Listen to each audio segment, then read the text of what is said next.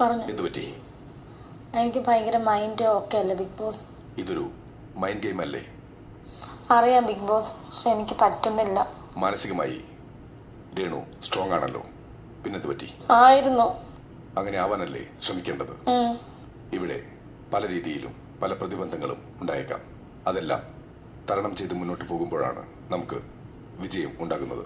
ജീവിതത്തിലും ഒരുപാട് പ്രതിസന്ധികൾ നേരിട്ട വ്യക്തിയല്ലേ? അതെ. പിന്നെന്താണ്, നിങ്ങളെ ഉറ്റുനോക്കുന്ന ഒരുപാട് പ്രേക്ഷകരുണ്ട്. അവരോട് നീതി പുലർത്തണ്ടേ? വേണം. മനസ്സിനെ ശക്തിപ്പെടുത്തൂ.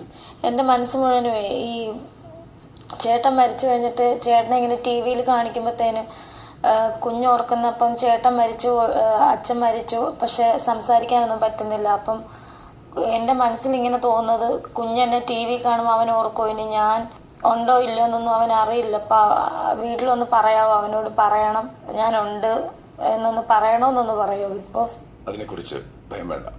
കുഞ്ഞിനോട് എന്തെങ്കിലും പറയണമെങ്കിലും അതും ഇപ്പോൾ പങ്കുവയ്ക്കാം.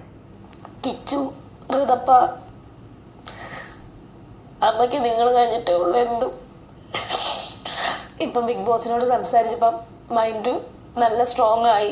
എത്രത്തോളം പ്രേക്ഷകർ എന്നെ ഇവിടെ നിർത്തുന്നോ അത്രത്തോളം രേണുസുതി നിൽക്കും. പപ്പായോടും അമ്മയോടും പറയുന്നു ഞാനിവിടെ ഓക്കെയാണ്. എൻ്റെ മക്കളെ പിന്നെ ചേച്ചിയുടെ മക്കളെ എല്ലാവരും ഞാൻ മിസ് ചെയ്യുന്നുണ്ട്. എൻ്റെ കിച്ചുവിനെയും ഋതപ്പനെ ഒത്തിരി ഒരുപാട് ഞാൻ എന്നെക്കാൾ കൂടുതൽ സ്നേഹിക്കുന്നു അവരെ രണ്ടുപേരെ. മിസ് യു മക്കളെ, ലവ് യു ഉമ്മ.